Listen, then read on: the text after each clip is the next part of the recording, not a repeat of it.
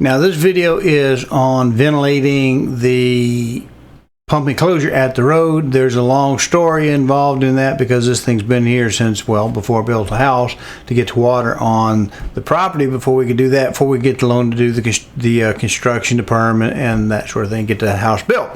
So we got the water out here. It's gone through a lot of generation. Anyway, ended up having to add a power ventilator to that box. And in the past, the recent upgrade, I just put a separate light bulb out there, so in case it got so cold that it turned a heater on, I'd be able to see that. Now up to this date, I never had anything freeze where I had stuff running, so it wasn't really a problem. But anytime you have a well and it's the only water you have in order to flush your toilets and run your ice makers and take a bath and stuff, you really need your water. So you get a little nervous every time it goes cold. That's just the nature of living in the country with a well. Went on city water, wasn't a problem. Kind of let it fall down. That's in the story. I try not to repeat too much, but I did come up with a ventilation system where I'm actually able to then read it from the house. If all things finish up on the next phase of construction, we ought to be good to go. So let's take a look at that video right now. Okay, let me just real quick with this cell phone video run over this.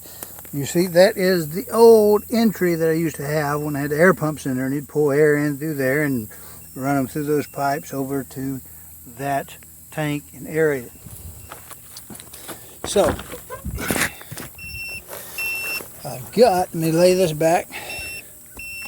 Alright, the pumps are out. I have that one there. For winter time, I can block off that so the heat doesn't get out. During the summertime when it gets hot, I have a hole back here, and hopefully I can get that box in there centered as close as that is to that wall. If it's not, I'll take a 90 and twist it so that I'm offsetting it a little bit. It goes to a low inlet. So the natural convection, if the fan's not even running, will pull air in through the intake and out the higher exhaust, because that's where heat goes, and it will naturally convect. Back there in that corner, again, I may have to adjust it a little bit sideways, but we'll get the air in there to get the fan built that I've built in this box.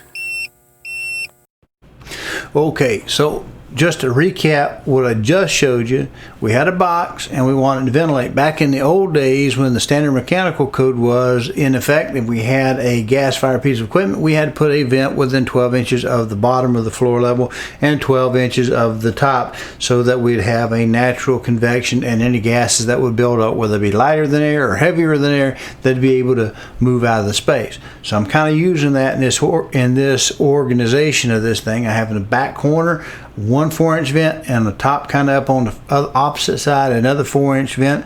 I have it so I can plug off the upper one where the heat would come out for the winter time, and I'm putting that power vent down in the bottom there.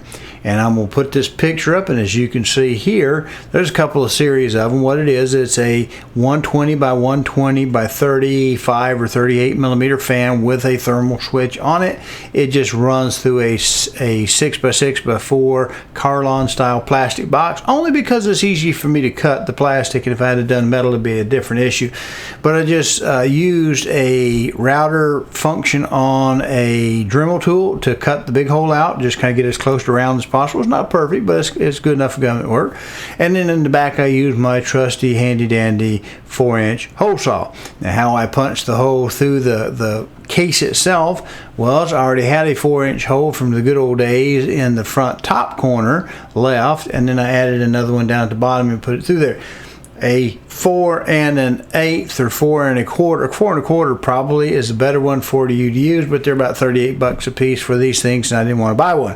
So I just went ahead and used the 4-inch I had before, and you just go in there and you kind of wobble and roll and gnaw and kind of kind of rat tooth it out a little bit, kind of chaw it out, and then put that through there. It works pretty good. It's not that much difference in space, but I had a 4-inch when I probably could have used a 4 1/4 and just been instantaneous right through the box. So anyway, it's straightforward. Got a little strain relief for the wires. On the wires, I did pull them through and used a couple layers of shrink tubing to make sort of a round outer jacket so that the strain relief would hold it. At the end, I'll show you it mounted in there. There is actually a little bit of a weight support up underneath it so that the weight of the box sits on foam. It's actually one of the round pieces I cut out, one of the hole plugs that I cut out, and at 1.5 inches it meets up just perfectly the way I happen to get that in there. You'll see it. Let's go look at the final segment. Okay, well, it's a great day, and I ain't going to see my shadow in the wind blow, but here we have the pump back in. If I can get my big self out of the way. There's the pump back in. We've re-insulated the pipe.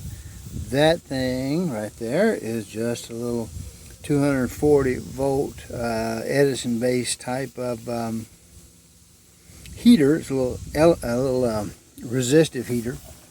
Anyway, it's actually wired 220, which is put some 120 on the outside ring, which you're not supposed to do, but it's a pump house, and it's not necessary for the running of the building. Okay, so there's our pump. We got it rebuilt, and it had gone out some years back on the overload, and I thought the motor burned out. Didn't use it except for the goat, so I left it broken for a while. Ripped the insulation out after a mouse got in there and peed all over it, stunk it up like a crazy cat woman's house. And then I insulated it with the foam board. You've seen that, I've already talked about that. And 3 inches of foam board in a perfectly sealed enclosure gets really hot. So it burned out the pump, melted several things, and we're going to ventilate it. So we've seen this. This is the last part of the project. There is our Wi-Fi controller, which I'm not actually controlling jack with it. I'm just actually using it to monitor and Wi-Fi my information up. Now let me grab another hand. What we see here is just the sockets, and you should be able to see that little white thing, which is a little thermal switch. I don't know if it's a thermostat, but it turns on about 95 degrees or something like that, and will make that fan come on. So it's going to pull air from the outside and puff up the case, this enclosure, and eventually take it over here to our output.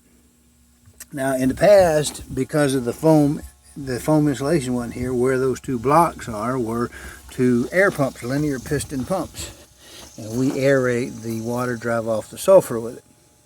So they probably about 80 something watts total, just low wattage. They just generate enough motor heat to kind of keep it warm. I didn't even have a heater in it, but as we said, that little rodent, turtle, reptile type of heater, it's just to make a little supplemental heat. And in the bottom of the little box here is a 35-degree bimetallic thermostat that when it gets cold and turns that on, it also turns a second light, that bottom light. And I forget what color it is. It may be red, it may be blue, but it's to tell me that, hey, the heater's come on, we're cold out there, keep an eye on it. So didn't need a heater last year with 3 inches of foam insulation in there, and apparently I got it pretty good and sealed.